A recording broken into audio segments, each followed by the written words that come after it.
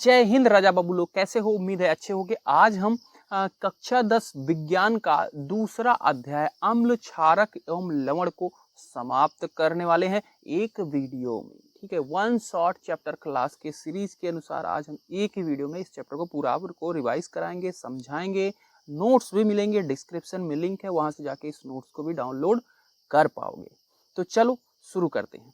तो जैसा कि आपको पता ही है, इस चैप्टर का, इस अध्याय का नाम ही है अम्ल, क्षारक एवं लवण। ठीक है, हम इसमें क्या पढ़ेंगे? तीन चीजों के बारे में समझेंगे। अम्ल क्या होता है, क्षारक क्या होता है, लवण क्या होता है। ठीक है, चलो सबसे पहले बात करते हैं हम अम्ल की।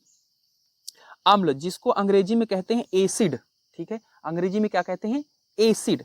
एसिड ये कैसा होता है? अगर हम इसको टेस्ट करेंगे ना अपनी जुबान पे, तो इसका क्या होता है? स्वाद खट्टा होता है। ये स्वाद में खट्टे होते हैं। ठीक है, अच्छा, एक होता है लिटमस पेपर। अब ये क्यों जरूरत पड़ी है? ये आपका सूचक है। सूचक की क्या जरूरत पड़ी जब हम मुंह से ही सबको चेक करके बता दे रहे हैं भैया खट्टा है यानी कि एसिड है, अम्ल है, तो इसकी क्या जरूरत पड़ी? तो भाई कोई भी चीज है, अब दुनिया में सारी चीजें तो आप मुंह से चेक करके ही नहीं बता सकते ना, कि कुछ भी लिया खा लिया बताया टेस्ट करके, हो सकता है वो जहर भी हो, तो आपका तो काम हो जाएगा ना। तो इसके लिए कुछ सूचक बनाए गए हैं कि अगर उन सूचक को उसके अंदर डालोगे तो उनका कलर चेंज हो जाता है, उनका रंग चेंज हो जाता है, उनकी गंध चेंज हो जाती है, तो उससे हमें पता चल जाता है ये है अम्ल है या कि क्षारक है। ठीक है, तो अम्ल के लिए एक लिटमस पेपर होता है, ये आपकी मार्केट में आता है, नीले कलर का और लाल कलर का होता है। ठीक है, जब आप इसको अम्ल के अंदर डालोगे, तो अम्ल के अंदर लाल वाला अगर डालोगे तो वो क्या हो जाएगा? नीला हो जाएगा। सॉरी, नीले को अगर डालोगे तो ये क्या हो जाएगा? लाल हो जाएगा। ठीक है, दो कलर का लिटमस पेपर आता है मार्केट में, लाल और नीला। अगर आप नीले को डालोगे इसके अंदर, ठीक है, अम्ल के अंदर, तब क्या हो जाएगा? वो लाल हो जाएगा। तो इससे हमें पता चल जाएगा कि ये क्या है? अम्ल है। ठीक है, तो इसमें लिखा है ये नीले लिटमस को लाल रंग में बदल देता है। इसको याद करने का तरीका क्या है? अनिल। ठीक है, अनिल, इसका क्या मतलब हुआ? अम्ल का नीला लिटमस पेपर किस में बदल जाता है? लाल में। ठीक है, अनिल। ठीक है, ओके। उसके बाद तीसरा पॉइंट इसमें, ये जलीय विलयन में H+ आयन देते हैं। ठीक है, इनको जब पानी के अंदर मिलाया जाता है तो ये H+ आयन देते हैं। ठीक है, वैसे तो आयन दोनों देते हैं, H+ भी देते हैं, OH- भी देते हैं, पर H+ आयन की मात्रा क्या होती है? ज्यादा होती है, इसीलिए बोला जाता है ये जलीय विलयन में H+ आयन देते हैं। ठीक है, अच्छा, तीसरा पॉइंट है इसमें, एसिड शब्द लैटिन भाषा से लिया गया है जिसका अर्थ है खट्टा। ठीक है, ये कौन सी भाषा से लिया गया है? लैटिन भाषा से लिया गया है जिसका अर्थ है खट्टा। अच्छा, अब जो एसिड होते हैं, कुछ होते हैं प्रबल, कुछ होते हैं दुर्बल, स्ट्रॉन्ग होते हैं, ठीक, कुछ में वीक होते हैं। स्ट्रॉन्ग जो एसिड होते हैं उनको आपने तेजाब के नाम से सुना होगा, तेजाब। ठीक है, तेजाब किसी चीज पे डालो वो तुरंत उसको गला देती है, वो स्ट्रॉन्ग एसिड है। और कुछ एसिड क्या होते हैं? दुर्बल होते हैं, उनको आप हाथ पे भी ले लो कोई दिक्कत नहीं होती है। ठीक है, जैसे आपका नींबू होता है, नींबू खट्टा टेस्ट में होता है, तो ये भी एसिड ही है, पर क्या है? दुर्बल एसिड है भाई, ये स्ट्रॉन्ग एसिड नहीं है कि आप अपने हाथ पे रख के आपको हाथ गला देगा। स्ट्रॉन्ग एसिड जो है उसको आप नहीं ले सकते। तो प्रबल में क्या है? स्ट्रॉन्ग एसिड होते हैं। HCl को आप हाथ पे नहीं ले सकते हैं। ठीक है, अगर ये प्योर HCl है तो आप उसको नहीं ले सकते, अगर उसमें पानी मिला हुआ है तो आप ले सकते हो। H2SO4, HNO3। ठीक है, HCl को कहते हैं हाइड्रोक्लोरिक अम्ल। ठीक है, H2SO4 को कहते हैं सल्फ्यूरिक अम्ल। ठीक है, H2SO4 को सल्फ्यूरिक अम्ल, और HNO3 को कहते हैं नाइट्रिक अम्ल। ये नाम नोट कर लेना, HNO3 को क्या बोलते हैं? नाइट्रिक अम्ल। ठीक है, अच्छा, उसके बाद दुर्बल अम्ल में आ जाते हैं। दुर्बल अम्ल क्या है? CH3COOH, CH3COO, इसको कहते हैं एसिटिक एसिड। ठीक है, एसिटिक एसिड, और लैक्टिक अम्ल और ऑक्सैलिक अम्ल, ये क्या है? दुर्बल में आते हैं आपके। ओके, सांद्र अम्ल क्या होता है? सांद्र अम्ल, ठीक है, जिसमें अम्ल अधिक मात्रा में होता है जबकि जल अल्प मात्रा में होता है, उसको कहते हैं सांद्र, डाइल्यूट। ठीक है, डाइल्यूट कहते हैं अंग्रेजी में, सांद्र डाइल्यूट कहते हैं। इसको आप हाथ पे नहीं रखना, क्योंकि ये क्या है? सांद्र है। इसमें क्या है? एसिड की मात्रा ज्यादा होती है इसमें, और कुछ पानी की मात्रा बता ही रहा ना, कम होती है, तो ये डाइल्यूट होता है। अच्छा, तनु अम्ल क्या होता है? जिसमें अम्ल अल्प मात्रा में होता है जबकि जल अधिक मात्रा में होता है। इसमें अंदर क्या होगा, जल आपका अधिक मात्रा में होगा, इसको आप हाथ हाथ पे ले सकते हो, कोई टेंशन की बात नहीं है, क्योंकि तनु है, इसमें जल की मात्रा क्या है, ज्यादा है। अच्छा, तो ये था आपका एसिड के बारे में थोड़ा सा बातचीत। ठीक है, इतना ही आपको डेफिनेशन अगर पूछेगा कोई तो आपको सिर्फ यही बताना ये जलीय विलयन में H+ आयन देते हैं। ठीक है, और भी उसके बारे में पूछ रहा है तो ये सारे पॉइंट्स आप बता सकते हो। ठीक है राजा बाबू, इसके बाद है आपका क्षारक, जिसको कहते हैं बेस। ये क्या होता है भाई, इसका टेस्ट अगर आप करोगे तो ये होता है कड़वा। ठीक है, जैसे आपका कभी नहाते वक्त साबुन चला जाता है आपके मुंह में, ठीक है, तो वो कैसा टेस्ट देता है, कड़वा कड़वा लगता है, तो वैसा ही इसका टेस्ट होता है। तो ये स्वाद में कड़वे होते हैं। अच्छा, इसको अगर लिटमस पेपर पे चेक किया जाए तो ये क्या करता है, लाल लिटमस को नीले में बदल देता है। ठीक है, बताया लिटमस दो तरीके से आते हैं मार्केट में, एक लाल कलर का आता है, एक नीला कलर का आता है। ठीक है, तो अगर इसमें लाल वाला लिटमस पेपर डालोगे तो ये क्या कर देगा, नीले में बदल देगा। ठीक है, तो इसको याद कर सकते हो।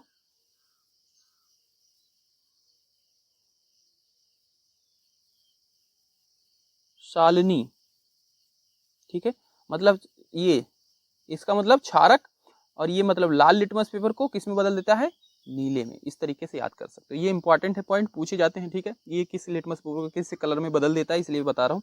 तो इसको सालनी याद कर सकते हो कि क्षारक का लाल लिटमस पेपर को नीले में बदल देता है। ठीक है, क्षारक। अच्छा, तीसरा पॉइंट, ये जलीय विलयन में OH आयन देते हैं, ये जलीय विलयन में OH आयन देते हैं। ठीक है, ये कोई भी परिभाषा पूछेगा आपको यही परिभाषा बनानी है, क्योंकि आपके यूपी बोर्ड, बिहार बोर्ड, जहाँ भी जिस भी बोर्ड में हो, हिंदी मीडियम में, सब में जो सिलेबस है उसमें बोला गया है इसके आयन के आधार पर इसको परिभाषित कीजिए। तो आयन क्या होता है, OH आयन देते हैं, और अम्ल क्या होता है, H+ आयन देते हैं। तो ये परिभाषा इसलिए बोर्ड में आप लिखोगे अगर आती है तो। बाकी नंबर ज़्यादा होते हैं तो सब पॉइंट को आपको, एक नंबर में है तो एक नंबर में यही लिखोगे, अगर ज़्यादा नंबर का है तो सब पॉइंट को पॉइंट बना के बढ़िया से लिखना है। अच्छा, इसके अंदर भी प्रबल और दुर्बल क्षारक होते हैं। ठीक है, प्रबल और दुर्बल क्षारक होते हैं। NaOH, ठीक है, इसको बोलते हैं सोडियम हाइड्रोक्साइड। NaOH इसको बोलते हैं सोडियम हाइड्रोक्साइड। KOH ये क्या है, प्रबल अम्ल, प्रबल क्षारक है। ठीक है, KOH पोटेशियम हाइड्रोक्साइड। CaOH2, ठीक है, CaOH का ट्वाइस, तो इसको बोलते हैं कैल्शियम हाइड्रोक्साइड। ठीक है, कैल्शियम हाइड्रोक्साइड। ठीक है, तो ये हो गया आपके प्रबल क्षारक। इसके बाद दुर्बल, दुर्बल में होता है NH4OH। दुर्बल क्षारक कौन से हैं, NH4OH, जिसको बोलते हैं अमोनियम हाइड्रोक्साइड। Ammonium hydroxide. ठीक है, अब समझ लेते हैं क्षार क्या होता है। अभी हमने क्या पढ़ा, क्षारक के बारे में पढ़ा। ठीक है, तो क्षार क्या होता है, जो क्षारक जल में घुलनशील होते हैं उनको क्षार कहते हैं। क्षारक और क्षार में अंतर है। ठीक है, सारे क्षारक क्षार नहीं हो सकते, पर सारे के सारे क्षार क्या होते हैं, क्षारक हो सकते हैं, क्योंकि जो क्षारक जल में घुलनशील होते हैं उनको क्या बोलते हैं, क्षार बोलते हैं। तो ये लो परिभाषा देखो जिसको एल्कली बोला जाता है अंग्रेजी में, जल में घुलनशील क्षारक को क्षार कहते हैं। ठीक है, इसमें कौन कौन से हैं, NaOH, KOH, MgOH। ठीक है, ये देख रहे हो, NaOH, KOH, MgOH। ठीक है, अच्छा, इसके बाद लवण की एक परिभाषा यहाँ से छोटा सा देख लेते हैं, बाकी आगे है। क्या होता है, जब अम्ल और क्षारक की परस्पर अभिक्रिया कराते हैं ना, तो एक होता है खट्टा, एक होता है कड़वा। ठीक है, जब दोनों को मिलाते हैं तो दोनों की जो गुण है वो गायब हो जाते हैं, उदासीन हो जाते हैं, उसको बोला जाता है लवण। ठीक है, लवण अम्ल व क्षारक की परस्पर अभिक्रिया से प्राप्त होता है, जैसे NaCl, KCl। ठीक है, NaCl, KCl। कोई परिभाषा पूछेगा लवण कैसे मिलता है, तो लवण अम्ल व क्षारक की परस्पर अभिक्रिया से प्राप्त होता है। उदाहरण NaCl, KCl। Sodium chloride, potassium chloride. अच्छा, अब आ जाते हैं सूचक पे। सूचक जैसे हमने पहले ही बता दिया आपको अम्ल के अंदर टॉपिक में ही, कि क्या होता है, हर एक चीज को तो टेस्ट नहीं किया जा सकता, तो हमें कोई यंत्र चाहिए या कोई चीज चाहिए जिसके जरिए हम सबको भाई पता कर लें। हो सकता है वो जहरीला भी हो जिस चीज को हम टेस्ट कर रहे हैं, चेक करने जा रहे हैं। ठीक है, तो सबको जुबान से तो टेस्ट करके नहीं बता सकते, उसके लिए क्या पड़ती है जरूरत, सूचक की। तो सूचक क्या है, परिभाषा देखो, जिसको अंग्रेजी में बोलते हैं इंडिकेटर। सूचक किसी दिए गए विलयन में अम्ल या क्षारक की उपस्थित दर्शाते हैं। ठीक है, कोई विलयन है उसके अंदर वो अम्ल है या क्षारक है ये बताने का काम करते हैं। इनका रंग, गंध या फिर क्षारक माध्यम में बदल जाता है। इनका रंग या फिर गंध अम्लीय होगा या क्षारक माध्यम में उनका बदल जाएगा। ठीक है, जैसे लिटमस पेपर का क्या होता है, कलर बदलता है। जैसे आपका प्याज होता है, प्याज देखो जब बारातियों के लिए कभी शादी में अटेंड करने जाते हो, वहां पे क्या होता है, प्याज की खुशबू बहुत तेजी से रहती है। घर में देखो उतना तेजी से नहीं खुशबू उसकी आती, मतलब खुशबू कहो बदबू कहो जो भी कहो, क्यों आती है, क्योंकि उसके अंदर नींबू मिल जाता है। ठीक है, अम्ल मिल जाता है प्याज के अंदर, तो उसका क्या हो जाता है, खुशबू उसकी बहुत तेजी से हो जाती है। तो उससे हमें पता चल जाता है कि नींबू में क्या है, अम्ल है, नींबू के अंदर अम्ल पाया जाता है, खट्टा होता है ना अम्ल, इसकी वजह से। तो ये सारे कुछ इंडिकेटर होते हैं, ठीक है, सूचक होते हैं जिनके जरिए हम समझते हैं। अब आपके सूचक जो है आपके सिलेबस में हमें 3 सूचक पढ़ने हैं। ठीक है, सूचक के प्रकार, एक है प्राकृतिक सूचक। ठीक है, प्राकृतिक सूचक जो हमें प्रकृति से कुछ चीजें मिली हैं जिनका सूचक के लिए हम यूज करते हैं। जैसे आपका हल्दी है, ठीक है, हल्दी देखो कभी कपड़े पे लग जाती है और उसको हम साबुन से धुलते हैं, तो उस पहले तो हल्दी पीले कलर की रहती है, पर जब साबुन लगता है तो वो क्या हो जाता है, लाल कलर में बदल जाती है। ठीक है, वो डिनोट करती है, वो एक सूचक की तरह काम करती है कि मतलब इसमें क्या लगा है, क्षार लगा, हल्दी में क्षार डालो उसका कलर लाल हो जाता है, ये प्राकृतिक सूचक है। ठीक है, इसी तरीके से कृत्रिम सूचक, मतलब जो वैज्ञानिकों द्वारा बनाए गए हैं सूचक, उनको बोलते हैं कृत्रिम सूचक। गंधीय सूचक, कुछ ऐसे सूचक हैं जैसे प्याज है, उसके अंदर अम्ल डालो, उसकी क्या हो जाती है, खुशबू बढ़ जाती है तेजी से। ठीक है, तो यानी कि वो क्या है, गंधीय सूचक में आ जाता है। ठीक है, ओके, चलो प्राकृतिक सूचक, ये पौधों में पाए जाते हैं। ठीक है, ये पौधों में पाए जाते हैं, जैसे आपका लिटमस है, लाल पत्ता गोभी, हाइड्रेजियन पौधे के फूल, हल्दी, हल्दी। ठीक है, बस यहीं तक है, फिनोप्थलीन आपका कृत्रिम सूचक में आ जाता है, हल्दी। ठीक है, तो ये है कुछ आपके प्राकृतिक सूचक। आप इसमें लिटमस पेपर और हल्दी का 2 उदाहरण अपना लिखना हो नोट्स तो उसमें बना लेना, बाकी ज्यादा की जरूरत नहीं है, पर जानकारी के लिए आप पढ़ सकते हो। लाल पत्ता गोभी भी होता है प्राकृतिक सूचक, हाइड्रेजियन पौधे के फूल। ठीक है, हाइड्रेजिया पौधे के फूल। ठीक है, कृत्रिम सूचक, संश्लेषित सूचक। ठीक है, जो वैज्ञानिकों द्वारा बनाए जाते हैं। ठीक है, ये रासायनिक पदार्थ हैं। ठीक है, कोई रसायन होते हैं, उनके द्वारा, रसायन के द्वारा हम इनको टेस्ट कर पाते हैं। तो आपका मेथिल ऑरेंज होता है और फिनोप्थलीन होता है। ठीक है, मेथिल ऑरेंज और फिनोप्थलीन क्या होता है, कृत्रिम सूचक होता है, या फिर उसको संश्लेषित सूचक भी कहते हैं। गंधीय सूचक, इन पदार्थों की गंध अम्लीय या क्षारक माध्यम में बदल जाती है। इन पदार्थों की गंध क्या होगी, बदल जाएगी। ठीक है, अम्ल में डालेंगे बदल जाएगी, क्षार में डालेंगे कुछ बदल जाएगी, तब हमें पता चल जाएगा भाई ये अम्ल है या क्षार है। इन पदार्थ की गंध अम्लीय व क्षारक माध्यम में बदल जाती है, जैसे प्याज, लौंग का तेल। प्याज और लौंग का तेल क्या आता है, आपका गंधीय सूचक के उदाहरण है। ठीक है, अब चलो यहाँ पे इनके टेबल में थोड़ा सा समझ लेते हैं भाई कैसा कौन बिहेव करता है। तो आपका जो लिटमस पेपर है, सबसे पहले ये हम प्राकृतिक सूचक पढ़ रहे हैं, 3 आपके ये प्राकृतिक सूचक दिए गए हैं यहाँ तक। ठीक है, प्राकृतिक सूचक लिटमस पेपर है, अगर आप ये क्या है, अम्ल के अंदर अगर आप डालोगे, ठीक है, अम्ल के अंदर डालोगे तो ये क्या हो जाता है, लाल कलर का हो जाता है। ठीक है, अनिल से याद रखना, अनिल पढ़ा है ना अभी, अनिल, ये इसमें अगर आप लाल कलर का लिटमस पेपर डालोगे वो लाल हो जाएगा। ठीक है, लाल पत्ता गोभी में, ठीक है, इसमें भी क्या हो जाता है, लिटमस पेपर लाल कलर का हो जाता है। ठीक है, और अगर हल्दी में डालोगे तो हल्दी में कोई बदलाव नहीं होता। ठीक है, अम्ल के अंदर या फिर हल्दी में अम्ल डालोगे तो कोई उसमें बदलाव नहीं होगा।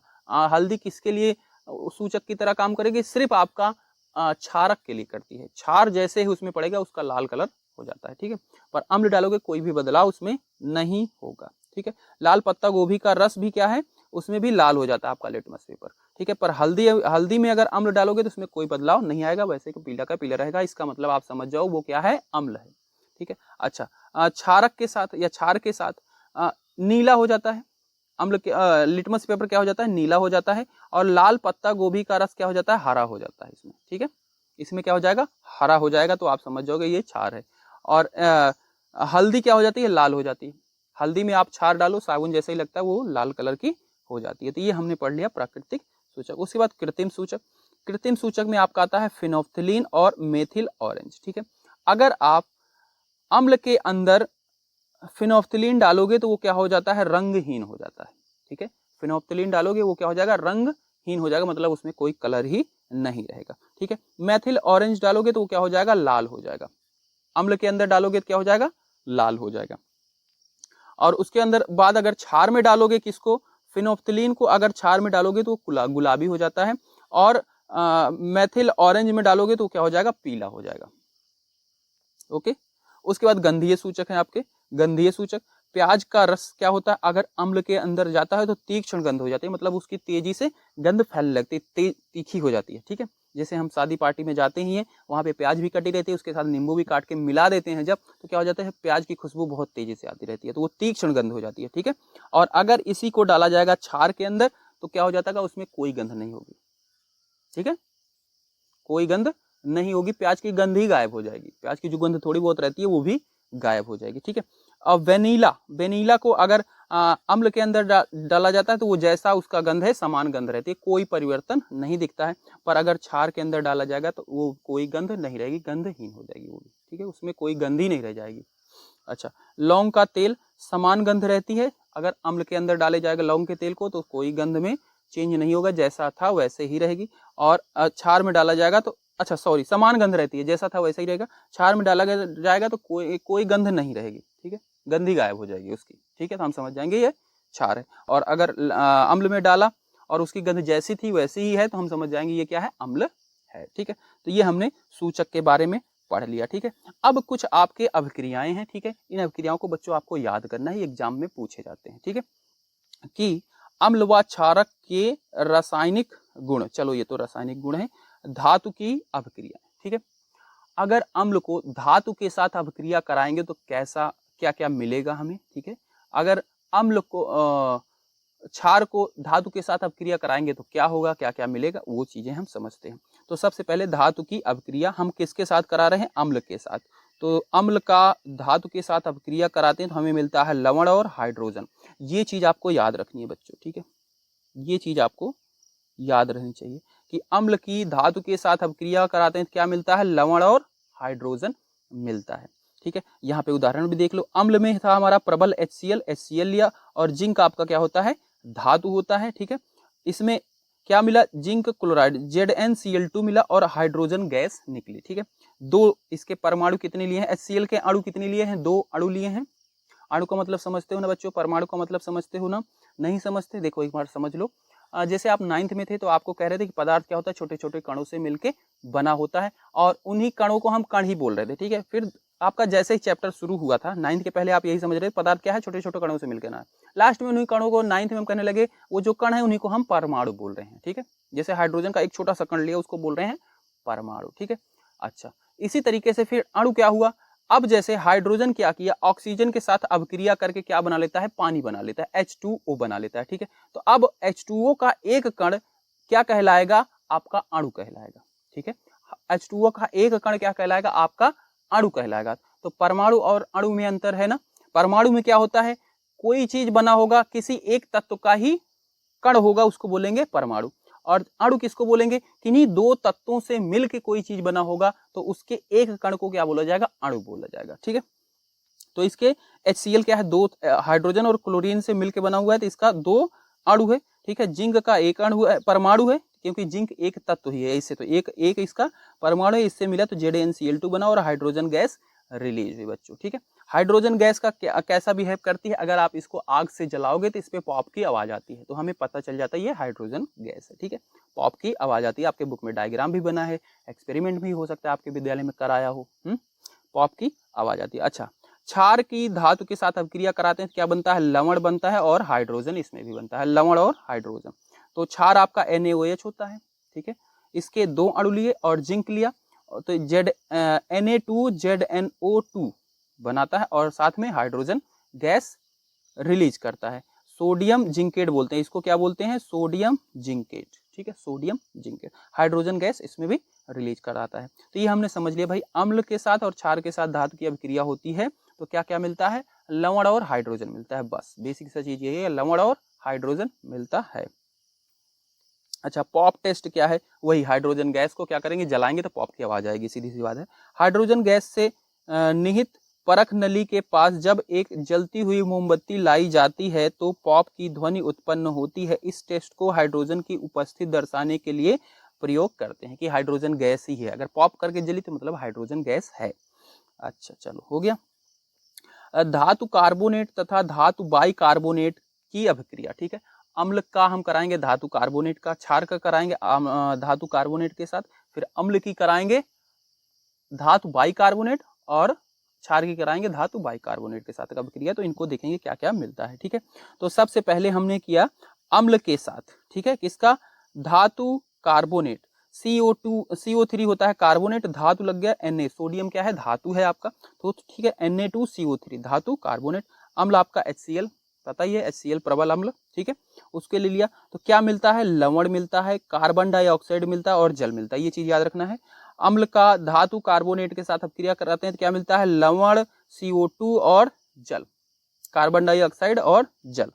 तो यहाँ पे वही इसका लिख भी लिया 2HCl plus Na2CO3, 2NaCl plus carbon dioxide plus water, ठीक है, बस कोई दिक्कत नहीं। इनको बच्चों याद करना है, 2HCl प्लस Na2CO3 का 2NaCl कार्बन डाइऑक्साइड और वाटर मिल रहा है, ठीक है। कार्बन डाइऑक्साइड क्या, गैस के रूप में मिल रही है, मतलब इसमें भी गैस एक निकलेगी किसकी, CO2 की, CO2 गैस रिलीज होगी। अच्छा, अगर हम क्षार के साथ अपक्रिया कराते हैं किसकी, धातु कार्बोनेट, सबसे पहले हम धातु कार्बोनेट के साथ कर रहे हैं ना, धातु कार्बोनेट के साथ कर रहे हैं, तो इसके साथ कोई अपक्रिया नहीं करता है। क्षार क्या करता है, धातु कार्बोनेट के साथ अपक्रिया नहीं करता है, बात खत्म। मतलब धातु सिर्फ कार्बोनेट के साथ, अम्ल के साथ अपक्रिया करता है, धातु कार्बोनेट अम्ल के साथ अपक्रिया करता है, क्षार के साथ अपक्रिया नहीं करता है। चलो हो गया खत्म, अच्छी बात है। अम्ल प्लस धातु बाइकार्बोनेट के साथ अब देखते हैं, ठीक है, बाइकार्बोनेट भी है, बाइकार्बोनेट के साथ, तो इसमें HCO3 हो जाता है, बाइकार्बोनेट क्या बोलते हैं, HCO3 को बाइकार्बोनेट बोलते हैं, और धातु क्या है आपका Na ही है, धातु बाइकार्बोनेट, HCO3 को बाइकार्बोनेट, तो इसमें HCl ले लिया, इसमें भी लवण, CO2 और जल मिलता यही है इसमें भी, ठीक है, तो HCl ले लिया, NaHCO3, तो NaCl मिला, CO2 मिला और वाटर मिला साथ में, ठीक है, क्या क्या मिला, NaCl मिला, CO2 मिला और वाटर मिला, ठीक है। अच्छा, तो आपका धातु बाइकार्बोनेट भी क्षारक के साथ अपक्रिया नहीं कराता है, ठीक है, ये इसके साथ भी अपक्रिया नहीं कराता है। CO2 की जांच टेस्ट, अब इसमें CO2 का जांच कैसे किया जाएगा भाई, CO2 गैस का व्यवहार आपको पता है क्या, नहीं पता, चलो देखते हैं। उदासीन कार्बन डाइऑक्साइड को चूने के पानी में प्रवाहित करने पर चूने का पानी दूधिया हो जाता है, ठीक है। क्या करेंगे, अगर CO2 को चूने के पानी में प्रवाहित करेंगे तो उसका कलर कैसे हो जाएगा, दूधिया हो जाता है, ठीक है। तो यही CaOH, ये क्या होता है, चूना, CaOH चूना, और CO2 लिया, ठीक है, उसके पानी में उनको मिलाया तो CaCO3 सॉलिड आपका मिलता है, और वाटर लिक्विड फॉर्म में मिलता है। अबिलीय होता है, मतलब ये उसके साथ, चूने के साथ मिला नहीं होता, अलग होता है, ठीक है, चूना अलग बैठा रहेगा, ये अलग रहेगा, सफेद अवक्षेप में रहता है, ठीक है, अबिलीय, वही इसके साथ क्या हो जाता है, दूधिया कलर का हो जाएगा। अधिक मात्रा में CO2 प्रवाहित करने पर, और अगर कार्बन डाइऑक्साइड और इसमें प्रवाहित करेंगे, ठीक है, ठीक है, जैसे ये आपका रिजल्ट आ गया था, ठीक है, इसमें क्या मिला, CaCO3 मिल गया और H2O मिल गया, दूधिया कलर का आपका पानी, वाटर मिल गया, और ये मिला, ठीक है। उसमें अगर और कार्बन डाइऑक्साइड प्रवाहित करेंगे तो CaHCO3 मिल जाता है, जल में घुलनशील, ठीक है। अब ये क्या होगा, जल में घुलनशील होता है, ओके। चलो, अम्ल एवं क्षारक की परस्पर अपक्रिया, अगर अम्ल और क्षारक को एक दूसरे के साथ अपक्रिया कराएंगे तो इसके बारे में तो हमने पहले ही पढ़ लिया, लवण जो पढ़ा था एक पॉइंट में, उस अम्ल और क्षारक की अपक्रिया कराएंगे, अम्ल होता है खट्टा, क्षार होता है कड़वा, दोनों को मिलाते हैं, दोनों का गुण खत्म हो जाता है और उदासीन हो जाता है, ठीक है। तो अम्ल प्लस क्षारक क्या बनाते हैं, लवण बनाते हैं और जल बनाते हैं, ठीक है, लवण और जल बनते हैं। अम्ल और क्षारक की अपक्रिया होगी, क्या मिलेगा, लवण मिलेगा और जल मिलेगा साथ में, ठीक है। अच्छा, उदासीन अपक्रिया एक परिभाषा आती है, उदासीन अपक्रिया क्या होती है, जब अम्ल द्वारा क्षारक का प्रक्षेपित प्रभाव तथा क्षारक द्वारा अम्ल का प्रभाव समाप्त हो जाता है और परिणाम स्वरूप लवण और जल प्राप्त होते हैं तो उदासीन अपक्रिया होती है, ठीक है। इसको बोलते हैं, मतलब अम्ल और क्षारक की अपक्रिया कराएंगे, दोनों का प्रभाव क्या होता है, एक दूसरे ने काट देते हैं, ठीक है, तब क्या बोला जाता है, उसी को उदासीन अपक्रिया बोला जाता है, बात खत्म, ठीक है। उदाहरण में NaOH आपका क्षारक है, HCl आपका अम्ल है, NaCl बना लिया, ये आपका लवण है और वाटर साथ में मिल जाता है, ठीक है। तो अपक्रिया भी याद रखना है इसका, ठीक है। अच्छा, अब यहाँ पे कुछ चीजें और दी गई हैं, इनको भी समझ लो। वैसे अभी आपको समझ में नहीं आएंगी जब तक आप pH नहीं पढ़ लोगे। अगर प्रबल अम्ल को दुर्बल क्षारक के साथ अपक्रिया कराया जाता है तो क्या मिलता है, अम्लीय लवण मिलता है, ठीक है। जो लवण मिलता है वो क्या होता है, अम्लीय होता है, और साथ में जल मिलता है। ठीक है, अम्लीय का क्या मतलब है, विलयन का पीएच 7 से कम होता है। अभी पीएच पढ़ोगे तो पीएच में क्या होता है, 0 से लेके 14 तक वैल्यू दी गई होती है। ठीक है, अगर 7 है मतलब वो उदासीन होता है, ना वो अम्ल है ना क्षार है। अगर 7 के नीचे है तो उसको बोलते हैं अम्लीय। अगर किसी चीज का पीएच क्या है, 7 से नीचे है तो उसको क्या बोलते हैं, अम्लीय बोलते हैं। अगर 7 है तो उसको बोलेंगे उदासीन, मतलब उसमें ना अम्ल है ना क्षार है। और अगर 7 से ऊपर है तो उसको बोलते हैं क्षारक। ठीक है, तो वही चीज बता रहा है, क्योंकि जब इसका प्रबल अम्ल को दुर्बल अम्ल के साथ अभिक्रिया कराएगा तो अम्लीय लवण मिलता है। लवण ही मिलेगा पर वो क्या होगा, अम्लीय होगा। ठीक है, तो वो चीज बताई गई है, इसमें साथ में लिखा गया है पीएच क्या होगा, 7 से कम। दुर्बल अम्ल और प्रबल क्षारक का कराते हैं तो क्षारीय लवण मिलता है। ठीक है, मतलब जो चीज प्रबल है वही चीज मिलता है। ठीक है, साथ में जल तो मिल ही रहा है। यहाँ पे प्रबल क्या था, अम्ल था तो अम्लीय लवण मिला। यहाँ पे प्रबल क्या था, क्षारक था तो क्षारीय लवण मिला। ठीक है, अब विलयन का पीएच 7 से अधिक होता है। ठीक है, इसमें क्या होगा, 7 से अधिक होगा। प्रबल अम्ल प्रबल क्षारक, अब दोनों अगर प्रबल लेते हैं तो क्या मिलता है, उदासीन मिल जाता है। ठीक है, मतलब ना वो अम्लीय होगा ना क्षारीय होगा, मतलब उसका पीएच क्या होता है, सिर्फ 7 होता है, ना 7 से कम होता है ना 7 से ज्यादा होता है। साथ में जल भी मिलता है। दुर्बल अम्ल दुर्बल क्षारक, दुर्बल अम्ल दुर्बल क्षारक करते हैं तब भी उदासीन मिलता है और साथ में जल मिलता है। उसका पीएच क्या होता है, 7 के बराबर होता है। ठीक है, ओके। अम्लों के साथ धात्विक ऑक्साइड की अभिक्रिया। ठीक है, धात्विक ऑक्साइड। अब धात्विक ऑक्साइड सबसे पहले समझो, फिर हम अम्ल के साथ उसकी अभिक्रिया कराएंगे। भाई, किसी धातु का ऑक्सीजन के साथ अभिक्रिया करा के क्या बनता है, धात्विक ऑक्साइड बनता है। जैसे कार्बन है आपका, ये ऑक्सीजन के साथ अभिक्रिया किया तो CaO बन गया, ये बना धात्विक ऑक्साइड। ठीक है, कार्बन ने ऑक्सीजन के साथ अभिक्रिया करा, क्या बना, धात्विक ऑक्साइड। अब यहाँ पे हम धात्विक ऑक्साइड समझ गए। ठीक है, और इसका हमने HCl के साथ अभिक्रिया किया। अच्छा, धात्विक ऑक्साइड जो बनता है ना, कार्बन का ऑक्सीजन के साथ अभिक्रिया करा, CaO बना, इसको बोले धात्विक ऑक्साइड। और इसका जो प्रकृति होता है ना, ये क्षारीय होता है। ये क्या होता है, क्षारक की तरह काम करता है, मतलब कड़वा होता है, ऐसे कह सकते हो। ठीक है, इसका पीएच स्केल अगर मापोगे तो ये क्या होगा, 7 से ज्यादा होगा। ठीक है, क्षारक मतलब 7 से ज्यादा इसका पीएच का मान होगा। ठीक है, पीएच क्या होती है, एक यंत्र है जिसके द्वारा आपकी बॉडी, जब आप बीमार भी होते तो जाके आपका पीएच भी चेक किया जाता है। ठीक है, ये आपका अम्लीय हो गई बॉडी, क्षारीय हो गई है, उसके बेस पे आपको दवाई दी जाती है। अभी हम पढ़ेंगे उसके बारे में, टेंशन ना लो। ठीक है, तो उसके द्वारा अगर इसका नापेंगे तो पीएच क्या मिलेगा, 7 से ज्यादा मिलेगा, मतलब ये क्षारक की तरह काम करता है। तो भाई हमने पहले भी पढ़ा है कि किसी क्षार और अम्ल के साथ अभिक्रिया कराते हैं तो क्या होता है, लवण मिलता है और जल मिलता है। तो वही चीज यहाँ पे भी होनी चाहिए ना। तो धात्विक ऑक्साइड की प्रकृति क्षारीय होती है, क्योंकि ये अम्ल के साथ अभिक्रिया करके लवण और जल बनाती है। ये देखो CaO, इसकी प्रकृति कैसी होती है, क्षारक की तरह होती है। और HCl क्या है, अम्ल है ही, इसकी लवण मिलता है और वाटर मिलता है। तो याद रखना आपका क्या है, धात्विक ऑक्साइड कैसा होता है, क्षारक की तरह होता है। ठीक है, उसकी प्रकृति क्या होती है, क्षारक की तरह होती है। जब भी हम धात्विक ऑक्साइड को अम्ल के साथ अभिक्रिया कराएंगे तो क्या मिलेगा, लवण मिलेगा और साथ में जल मिलेगा। उदाहरण के लिए CuO MgO। ठीक है, अधात्विक ऑक्साइड की क्षारक के साथ अभिक्रिया। अब अधात्विक ऑक्साइड, ठीक है, धातु अधातु का ऑक्सीजन के साथ अभिक्रिया करा दो, वही आपका क्या मिलेगा, अधात्विक ऑक्साइड मिल जाएगा। ठीक है, तो यहाँ पे कार्बन क्या है, कार्बन है अधातु। ठीक है, अधातु का ऑक्सीजन के साथ अभिक्रिया कराया, CO2 कार्बन डाइऑक्साइड मिल गया। ठीक है, अब इसकी अभिक्रिया करा रहे हैं हम किसके, क्षारक के साथ। ठीक है, तो बच्चों याद रखना आपका अधात्विक ऑक्साइड अम्ल की तरह बिहेव करता है, इसका प्रकृति क्या होता है, अम्लीय होता है। ठीक है, तो ये देखो इसको किया, CaCO3 अम्ल मिलेगा और लवण मिलेगा और साथ में जल मिलेगा। ये चीज बच्चों याद रहना चाहिए। ठीक है, ये इंपॉर्टेंट। तो अम्ल मिलेगा और साथ में लवण मिलेगा और जल मिलेगा। ठीक है, अधात्विक ऑक्साइड प्रवृत्ति में अम्लीय होते हैं। ठीक है, अधात्विक ऑक्साइड कैसा होता है, अम्लीय होता है। चलो भाई, यहाँ पे अम्ल की अभिक्रिया दिखाई गई है, यहाँ पे अम्ल रखेंगे। दूसरा क्या है, धातु कार्बोनेट। धातु कार्बोनेट, तब हमें क्या मिलता है, लवण मिलता है, कार्बन डाइऑक्साइड और वाटर मिलता है। अभी हमने पढ़ा धातु कार्बोनेट के साथ अम्ल की अभिक्रिया कराई, यहाँ पे पढ़ा।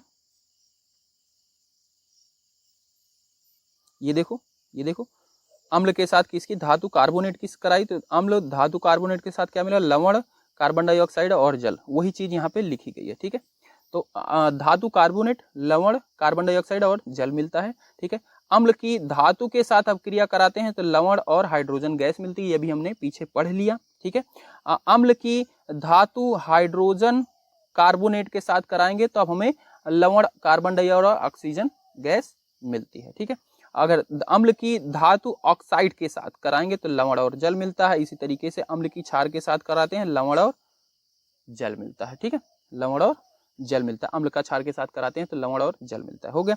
अच्छा, क्षारक की अभिक्रिया, जितनी अभिक्रियाएं करी हैं वो पूरा यहाँ पे आपका हो गया, जितनी पीछे पढ़ी हमने सारी यहीं पे लिख दिया। तो अगर क्षार की धातु के साथ कराते हैं तो लवण और हाइड्रोजन गैस, क्षार की धातु कार्बोनेट के साथ कराते हैं तो कोई अभिक्रिया नहीं होती है, धातु हाइड्रोजन कार्बोनेट के साथ कराते हैं तो कोई अभिक्रिया नहीं होती है, इसको हमने बता दिया पहले ही। ठीक है, क्षारक की अम्ल के साथ कराते हैं तो लवण और वाटर मिलता है, अधातु ऑक्साइड के साथ कराते हैं तो लवण और वाटर मिलता है, अभी हमने ये नीचे ही पढ़ा। ठीक है, अधात्विक ऑक्साइड के साथ कराते हैं तो क्या क्या मिलता है, लवण और वाटर। तो हमारा अम्ल और क्षार के साथ अभिक्रियाएं जो थी हमने समझ लिया। ठीक है, अब आता है नया टॉपिक आपका, अम्ल व क्षारकों में समानताएं। ठीक है, अम्ल और क्षारकों में क्या समानताएं हैं? तो भाई सभी अम्ल हो या क्षार हो, ठीक है, उसमें H+ और OH आयन होते हैं, दोनों में होते हैं, पर जिसमें H+ आयन की मात्रा ज्यादा होगी उसको बोलेंगे अम्लीय, जिसमें OH- की मात्रा ज्यादा होगी उसको बोलेंगे क्षारक। ठीक है, अम्ल और क्षार समझ गए, दोनों में H+ और OH आयन होते हैं, ये क्या हो गई, समानताएं हो गई।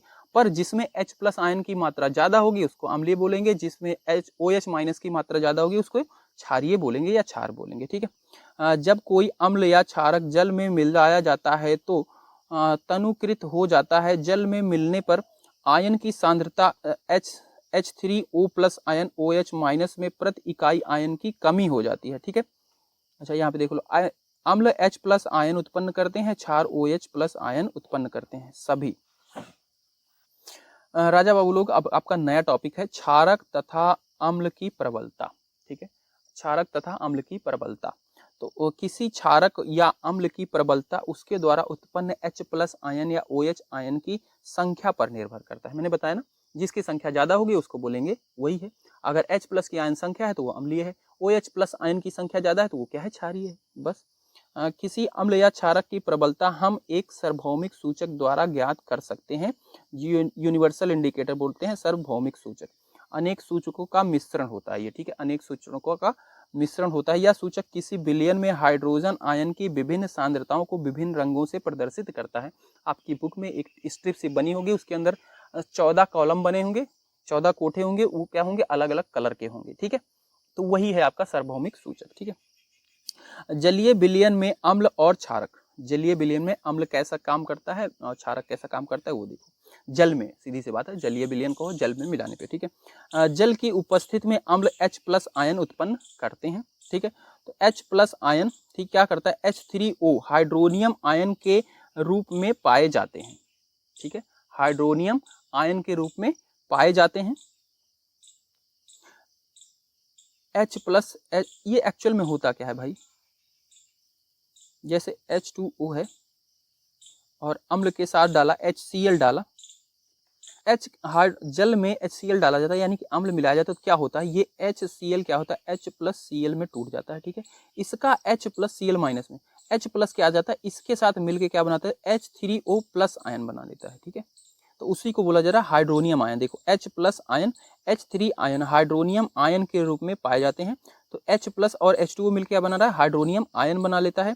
और HCl और भी HCl इसके साथ होते हैं। ठीक है, वो क्या होता है, H2O के साथ, ये टोटल जो अभिक्रिया लिखी गई है कि HCl और वाटर को मिलाया जाता है तो हाइड्रोनियम आयन और क्लोरीन मिलता है। ठीक है, तो यानी कि यहाँ से H+Cl में टूटेगा, ये चीज टूटेगा, H+ आके साथ इसके साथ ये मिला बना लेगा और Cl क्या रहेगा, साथ में बचा रहेगा। तो वही किया गया है कि हाइड्रोनियम आयन साथ में क्लोरीन माइनस, ठीक है, आयन बना लेते हैं। HCl और वाटर को मिलाया जाता है, ये इसकी अभिक्रिया दी गई है। जल की उपस्थिति में क्षारक OH आयन उत्पन्न करते हैं। ठीक है, NaOH वाटर इसमें डाला गया तो Na+OH-, इसमें क्या होगी, OH- की संख्या क्या होगी, ज्यादा होगी, इसलिए इसको क्षारक बोला जाता है। MgOH ये क्या है, आपका क्षारक है, इसमें पानी मिलाया गया तो Mg+2OH। ठीक है, इसमें क्या है, इसकी मात्रा ज्यादा होती है, इसलिए ये क्षारक बोला जाता है। सभी क्षारक जल में घुलनशील नहीं होते हैं, सभी क्षारक जल में घुलनशील नहीं होते हैं। जल में घुलनशील क्षारक को क्षार कहते हैं, ये हमने पहले ही पढ़ लिया। क्षार किसे कहते हैं? जो जल में घुलनशील है उसको क्षार बोलते हैं, जो नहीं है उसको सिर्फ क्षारक ही बोलते हैं। तो वहां से एक परिभाषा भी हो सकती है, सभी क्षारक क्षार नहीं होते हैं पर सभी क्षार क्षारक होते हैं। ये लो यहाँ पे लिखाई गई है, ठीक है। जल के साथ अम्ल या क्षारक को मिलाते समय सावधानी बरतनी चाहिए। जल के साथ अम्ल या क्षारक को मिलाते समय सावधानी बरतनी चाहिए, ये बात समझो। हमेशा अम्ल या क्षारक को ही जल में मिलाना चाहिए। किसको मिलाओगे? जल रखोगे, जल के अंदर डालोगे अम्ल या क्षारक को, ये नहीं कि अम्ल के अंदर पानी डाल दिया, ऐसा नहीं करना है, ठीक है। मिलाना चाहिए और लगातार इसे हिलाते रहना चाहिए, मतलब उसको मिक्स करते रहना चाहिए, क्योंकि यह प्रक्रिया अत्यंत ऊष्माक्षेपी होती है। ऊष्माक्षेपी मतलब हीट निकल सकती है इसमें से, हाँ होती है, ठीक है। तो कौन सा तरीका सही है? यहाँ पे देखो ये दिया गया है अम्ल, अम्ल के अंदर जल डालना, ये क्या है? बिल्कुल तरीका गलत है। अम्ल, जल में आप अम्ल डालो या फिर क्षार डालो, ये तरीका सही है, ठीक है। तो इस चीज को याद रखना। सांद्र अम्ल में जल मिलाने पर, अगर सांद्र अम्ल है मतलब डेल्यूट है, प्योर फॉर्म में है, मिलाने पर उत्पन्न हुई ऊष्मा के कारण मिश्रण असफलित होकर बाहर आ सकता है, ठीक है। मिश्रण जो मिल रहा है वो क्या हो सकता है? असफलित होकर बाहर आ सकता है, मतलब वो फैल सकता है, ठीक है, उसमें उबाल आ सकती है, ठीक है। तथा आप जल सकते हैं। क्या कर रहा है? वो ऊष्मा छोड़ रहा है, तो आपके ऊपर अगर पड़ेगा तो आपको जला देगा, हीट छोड़ रहा है ना। साथ ही अत्यधिक तापमान के कारण कांच का पात्र भी टूट सकता है, और उसका क्या होता है? हीट निकल रही है तो कांच टूट भी सकता है, ठीक है, ये भी चीज हो सकती है। जल को अम्ल में डालने पर, जल को अम्ल में डालने पर मिश्रण असफलित होकर बाहर आ सकता है। तापमान के कारण कांच का पात्र भी टूट सकता है। दो चीजें हमने समझी। अच्छा, अब आ जाते हैं पीएच स्केल। किसी विलयन में उपस्थित H+ आयन की सांद्रता ज्ञात करने के लिए एक स्केल विकसित किया गया जिसे पीएच स्केल बोला जाता है, ठीक है। किसी विलयन में H+ आयन की सांद्रता को ज्ञात करने के लिए एक स्केल विकसित किया गया जिसको क्या बोला जा रहा है? पीएच स्केल बोला जा रहा है, ठीक है। पीएच में पी पुसांग पोटेंज है, ठीक है, जो एक जर्मन शब्द है जिसका अर्थ होता है शक्ति, ठीक है। पोटेंज मतलब शक्ति, पावर, ठीक है। अगर पीएच वो जो यंत्र है, सीधा समझो ये पीएच क्या है? एक यंत्र है। अगर उसको किसी विलयन में डाला, उसकी वैल्यू आ गई अगर 7, तब क्या बोलेंगे? विलयन कैसा है? उदासीन विलयन है, ठीक है। अगर उसकी वैल्यू क्या आ गई? 7 से कम आ गई तो उसको बोलेंगे अम्लीय विलयन है। अगर उसकी वैल्यू क्या आ गई? 7 से ज्यादा आ गई तो उसको बोलेंगे ये क्षारीय विलयन है, ठीक है। पता चल गया? अम्ल, क्षार और उदासीन। उदासीन मतलब न अम्ल है न क्षार है, उदासीन है, वो 7 पे होता है। अगर 7 से छोटी आई है तो उसको बोलेंगे अम्लीय है। अगर 7 से बड़ी आई है पीएच तो उसको बोलेंगे क्षारीय विलयन है। यह स्केल 0 से 14 तक पीएच ज्ञात करने के लिए प्रयोग में लाई जाती है, ठीक है।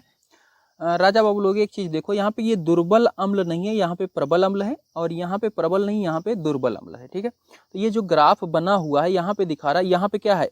H+ आयन की मात्रा ज्यादा है, और जैसे जैसे हम आगे जा रहे हैं ये धीरे धीरे क्या हो जाता है? ये कम होती चली जा रही है, ठीक है। तो H+ आयन की मात्रा ज्यादा होगी यानी कि प्रबल अम्ल होगा, और जैसे कम होती जाएगी वो क्या हो जाएगा? दुर्बल अम्ल हो जाएगा, ठीक है।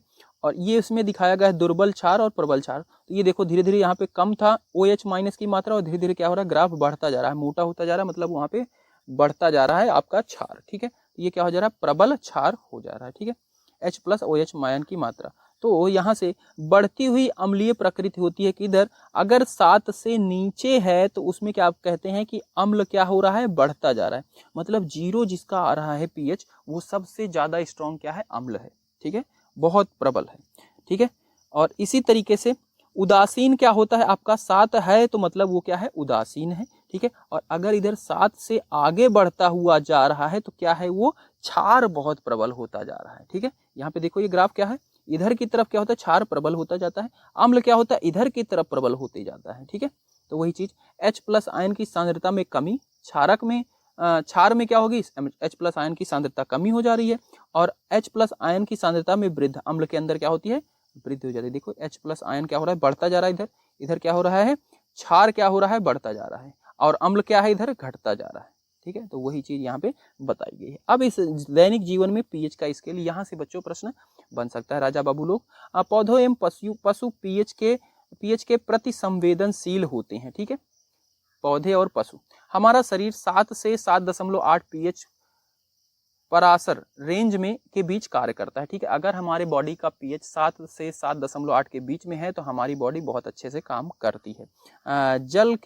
वर्षा के जल का पीएच मान जब 5.6 से कम हो जाता है तो उसे अम्लीय वर्षा कहते हैं। ठीक है, वर्षा का जल का भी पीएच क्या होता है, अगर 5.6 से कम हो जाता है तो उसको क्या बोलते हैं, अम्लीय वर्षा बोलते हैं। तो आ सकता है अम्लीय वर्षा किसे बोलते हैं, तो उसमें बोलेंगे अगर 5.6 से वर्षा का जल का पीएच कम हो जाता है उसको अम्लीय वर्षा बोलते हैं। मिट्टी का पीएच, अच्छी उपज के लिए पौधों को एक विशिष्ट पीएच परास मतलब रेंज की आवश्यकता होती है। यदि किसी स्थान की मिट्टी का पीएच कम या अधिक हो जाता है तो किसान उसमें आवश्यकता अनुसार अम्लीय या क्षारक पदार्थ मिलाते हैं। ठीक है, जो हम खाद डालते हैं क्या करते हैं, इसके द्वारा उसकी अम्लता और क्षारकता को बढ़ाया जाता है, तो उसको पीएच को मेंटेन रखते हैं। ठीक है, हमारे पाचन यंत्र का पीएच, हमारा उदर स्टोमच पेट, हमारा उदर मतलब पेट, स्टोमच मतलब पेट,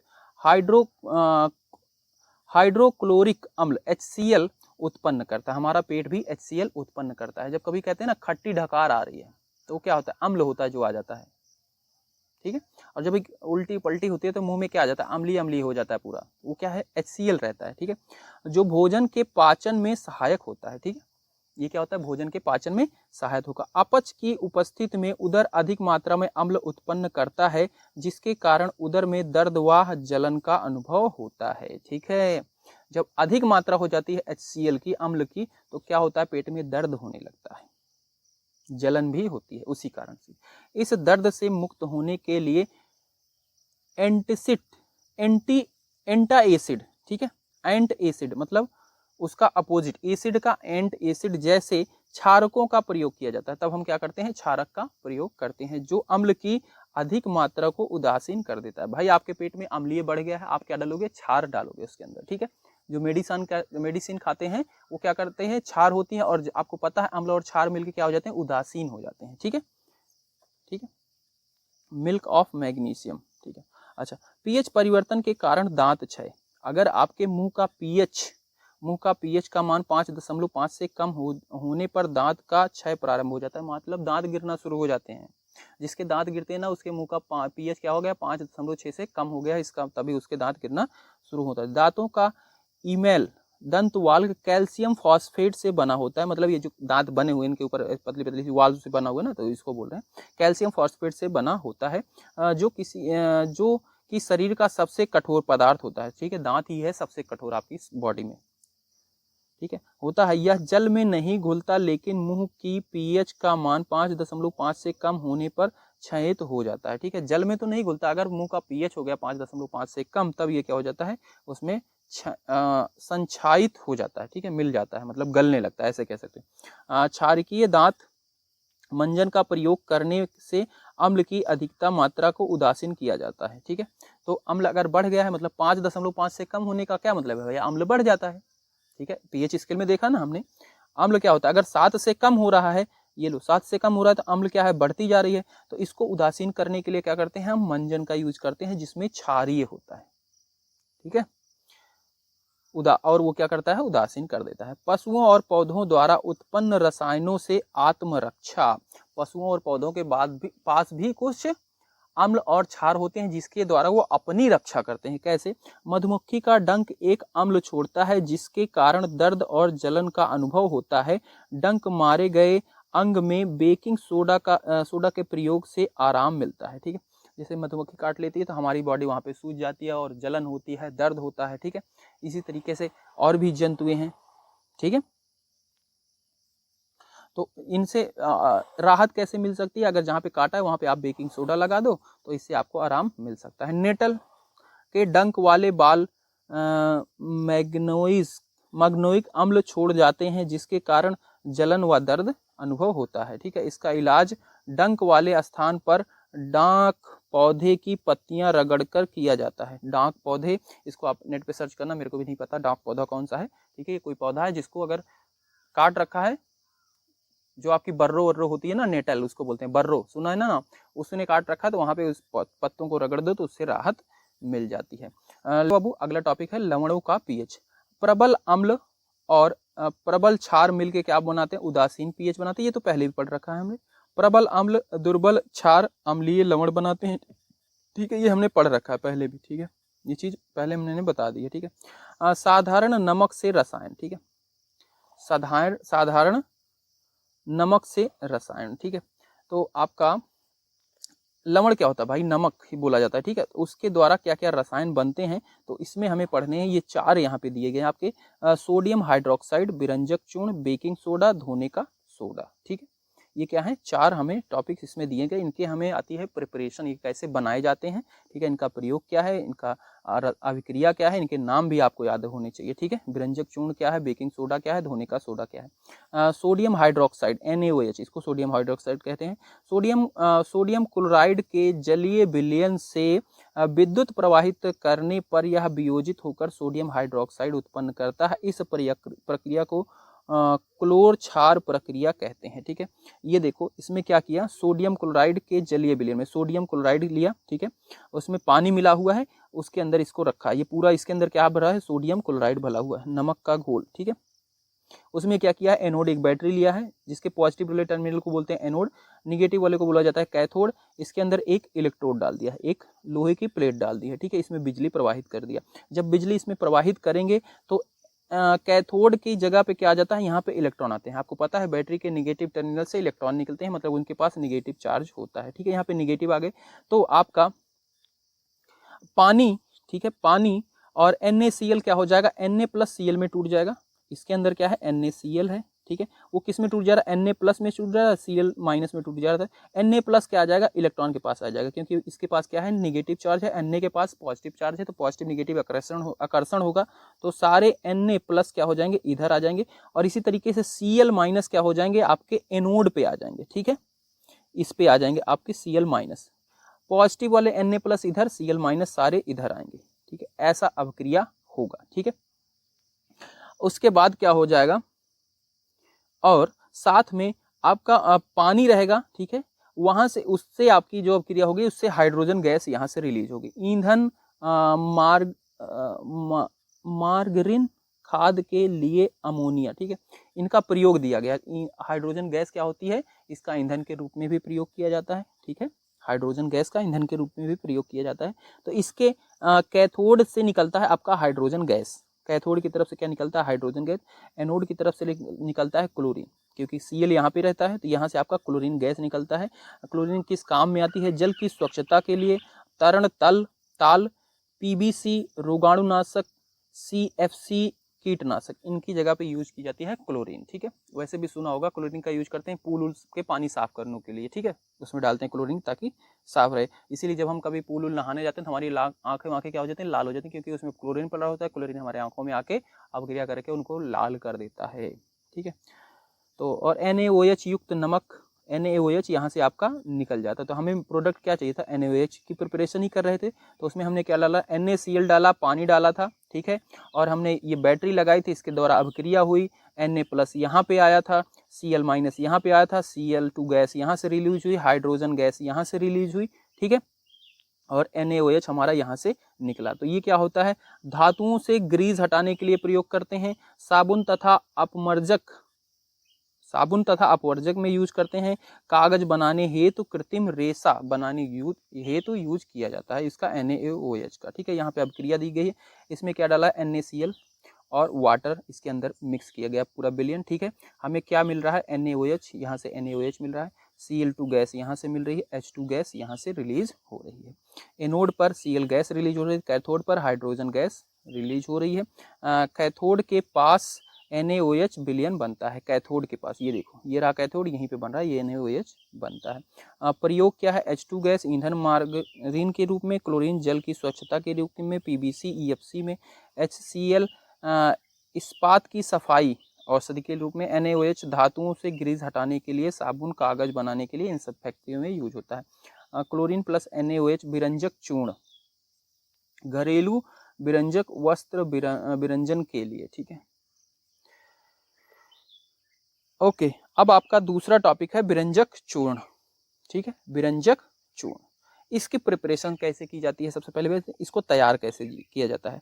शुष्क बुझे हुए चूने को CaOH2 पर क्लोरीन की क्रिया से विरंजक चूर्ण का निर्माण होता है। मतलब CaOH का क्लोरीन के साथ आप क्रिया करा देंगे, CaOCl2 प्लस वाटर मिल जाता है, आपका ये विरंजक चूर्ण मिल जाता है। ठीक है, और साथ में वाटर मिलता है। प्रयोग वस्त्र उद्योग में सूती व लीलन के विरंजन के लिए, कागज की फैक्ट्री में लकड़ी के मज्जा के विरंजन के लिए, रासायनिक उद्योग में एक अपचयन के रूप में, ठीक है, पीने वाले जल की जीवाणुओं से मुक्ति करने के लिए रोगाणुनाशक के रूप में भी किया जाता है। विरंजक चूर्ण का भी प्रयोग किया जाता है जल से रोगाणुओं को खत्म करने के लिए। ठीक है, बेकिंग सोडा, बेकिंग सोडा कैसे बनता है?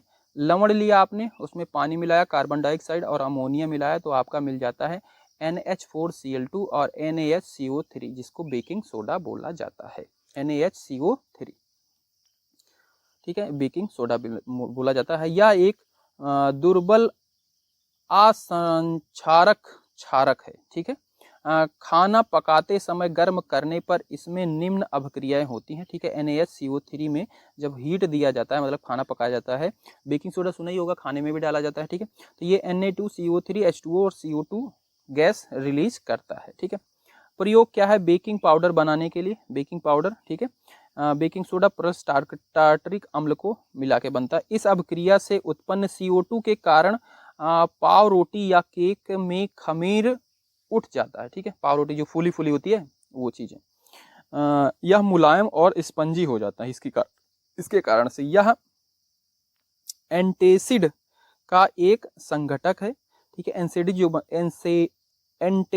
बनता है, एंट एसिड जो बनता है, उसमें ये क्या करता है, इसका भी प्रयोग किया जाता है, मतलब उसका एक घटक है, इससे भी मिला के बनाया जाता है। इसका प्रयोग सोडा अम्ल अग्निसमयक में भी किया जाता है, अग्निसमयक में भी किया जाता है। इसके बाद धोने का सोडा Na2CO3.10H2O। ठीक है, धोने का सोडा, सोडियम कार्बोनेट के पुनः क्रिस्टलीकरण से धोने का सोडा प्राप्त होता है। यह एक क्षारकीय लवण है। ठीक है, तो ये आपका सोडियम कार्बोनेट Na2CO3 के पुनः क्रिस्टलीकरण से धोने का सोडा प्राप्त होता है। इसमें पानी मिलाया है। ठीक है, Na2CO3.10H2O आपका मिल जाता है। ठीक है, अब प्रयोग, इसका उपयोग कागज, साबुन एवं कागज, इसका प्रयोग कांच, साबुन, कागज उद्योग में होता है। इसका उपयोग बोरेक्स के उत्पादन में होता है। इसका उपयोग घरों में साफ सफाई के लिए होता है। धोने का सोडा जल की अस्थायी कठोरता को हटाने के लिए प्रयोग किया जाता है, जो खारापन होता है उसको हटाने के लिए भी इसका प्रयोग किया जाता है। इसके बाद है POP, plaster of Paris, POP, इसका होता है CaSO4 हाफ H2O। फॉर्मूला क्या होता है? CaSO4 half H2O। जिप्सम को 373 केल्विन पर गर्म करने पर यह जल में अणुओं को त्याग कर कैल्शियम सल्फेट हेमीहाइड्रेट POP बनता है। ठीक है, तब ये बनता है। यह सफेद चूर्ण है जो जल मिलाने पर पुनः जिप्सम बन जाता है, जिप्सम के ठोस रूप में ग्रहण करता है। ठीक है, तो POP आपने देखा ही होगा, घर पे आपके आती है पुट्टी, जिसको कहते हैं चूना, जिससे प्लास्टर को चिकना किया जाता है। ठीक है, तो ये क्या होता है, CaSO4 हाफ H2O होता है। इसमें क्या करते हैं, पानी मिलाते हैं, तो वही आपका जो ठोस सा बन जाता है, जिसको जिप्सम बोला जा रहा है। ठीक है, तो ये है इसका अच्छा उपयोग। प्लास्टर ऑफ पेरिस का प्रयोग डॉक्टर टूटी हुई हड्डियों को सही जगह पर स्थिर रखने के लिए करते हैं। ठीक है, प्लास्टर होता है, उसमें भी वही POP लगती है। इसका उपयोग खिलौने बनाने, सजावट सामान बनाने के लिए किया जाता है। ठीक है, इसका उपयोग सतह को चिकना बनाने के लिए, आपके घर में जैसे सतह को चिकना बनाते हैं, इसको लेके। ठीक है, क्रिस्टलीन का जल, क्रिस्टलीन का जल क्या है भाई?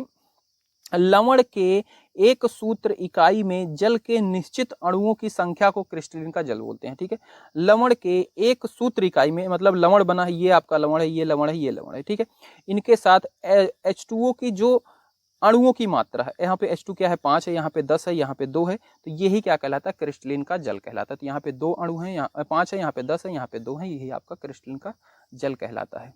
ठीक है,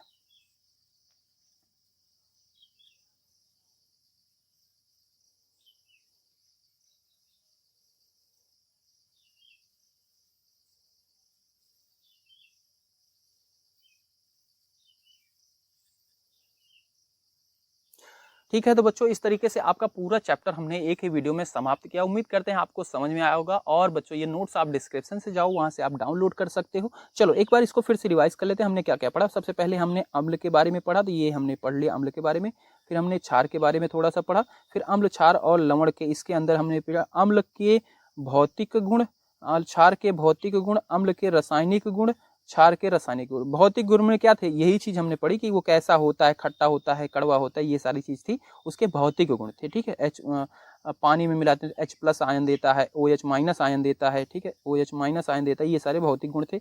और रासायनिक गुण में उनकी अभिक्रियाओं के बारे में हमने पढ़ा। ठीक है, तो हमने देखा धातु के साथ अभिक्रिया करके H2 को गैस को रिलीज कर रहा है, धातु कार्बोनेट के साथ अभिक्रिया करके CO2 गैस को रिलीज कर रहा है, कुछ धातु ऑक्साइड अम्ल के साथ अभिक्रिया कर लवण और जल भी बना रही है। ये सारी चीजें हमने पढ़ा। इसी तरीके से धातु के साथ भी हमने पढ़ा। ठीक है, अम्ल, क्षार और लवण pH स्केल के आधार पर हमने वर्गीकृत किया। ठीक है, उसके बाद लवण को पढ़ा, pH स्केल को पढ़ा, लवण के प्रकार में हमने ये सारी चीजें इसके टॉपिक से पढ़े। ठीक है, तो उम्मीद है बच्चों ये हमने चैप्टर पूरा कंप्लीट किया, आपको समझ में आया होगा। मिलते हैं और किसी वीडियो में बच्चों, बाय बाय। और ये वीडियो डिस्क्रिप्शन में लिंक दिया गया, वहां से आज जाके इस नोट्स को डाउनलोड कर सकते हैं और अपनी अच्छी पढ़ाई कर सकते हैं। बाय बाय प्यारे बच्चों, राजा बाबू लोग पढ़ते रहो। चैनल को सब्सक्राइब कर लेना, बच्चों के साथ शेयर कर देना। Bye bye.